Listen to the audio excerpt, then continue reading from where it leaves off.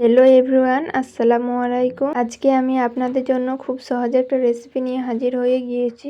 তো চলুন দেরি না করে শুরু করা যাক। আমি এখানে 5টা ডিম নিয়েছি। 5টা ডিমই সেদ্ধ করে তারপর হাফ করে কেটে নিয়েছি। আপনারা চাইলে আস্ত দিতে পারেন। ডিমগুলো কড়াইয়ে তেলের মধ্যে দিয়ে ভালোভাবে ভেজে নিচ্ছি। আপনারা চাইলে নুন হলুদও দিতে পারেন, আমি নুন হলুদ দিই। আপনারা বাড়ির সংখ্যা অনুযায়ী ডিম দিবেন। আমি আমার বাড়ির সংখ্যা অনুযায়ী 5টা ডিম দিয়েছিলাম।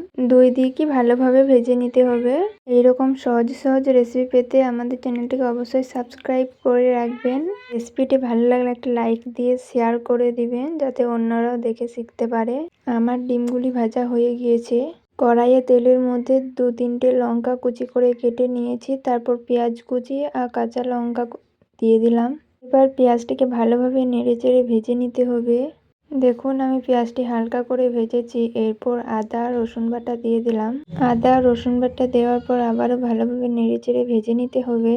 পেঁয়াজটা ভাজা হয়ে গিয়েছে। এরপর আমি মশলা দিয়ে দিচ্ছি লবণ, হলুদ আর গরম মশলা। আমি এখানে বেশি মশলা ব্যবহার করিনি। আপনারা চাইলে জিরে গুঁড়ো আর বাকি মশলাও দিতে পারেন। অল্প মশলা দিয়ে এই রেসিপিটি খেতে দারুণ লেগেছিল। অবশ্যই আপনারা অল্প মশলা দিয়ে একবার বানিয়ে দেখবেন। আমি এখানে আলুগুলো কুচি কুচি করে কেটে নিয়েছি, আপনারাও কুচি কুচি করে কেটে নেবেন। এরপর ভালোভাবে নেড়েচেড়ে নিয়ে ঢাকনা দিয়ে দিবেন।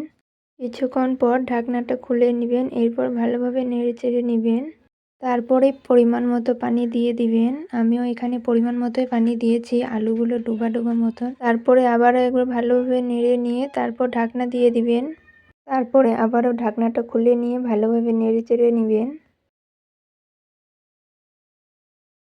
এরপরে ভেজে রাখা ডিমগুলো আলুর মধ্যে একটা একটা করে দিয়ে দিবেন। এইরকম সুস্বাদু রেসিপি পেতে আমাদের চ্যানেলটিকে অবশ্যই সাবস্ক্রাইব করে রাখবেন। ডিমগুলো দেওয়ার পর আবারও ভালোভাবে নেড়ে নেবেন। আস্তে আস্তে নেড়ে নেবেন, কিন্তু না হলে ডিমগুলো সব ছেড়ে যেতে পারে। দেখুন রেসিপিটি দেখতে কত ইয়াম্মি লাগছে, তাহলে খেতে কতই না সুস্বাদু হবে। অবশ্যই একবার হলেও বাড়িতে ট্রাই করে দেখবেন আর কমেন্টে জানিয়ে যাবেন কেমন হয়েছিল।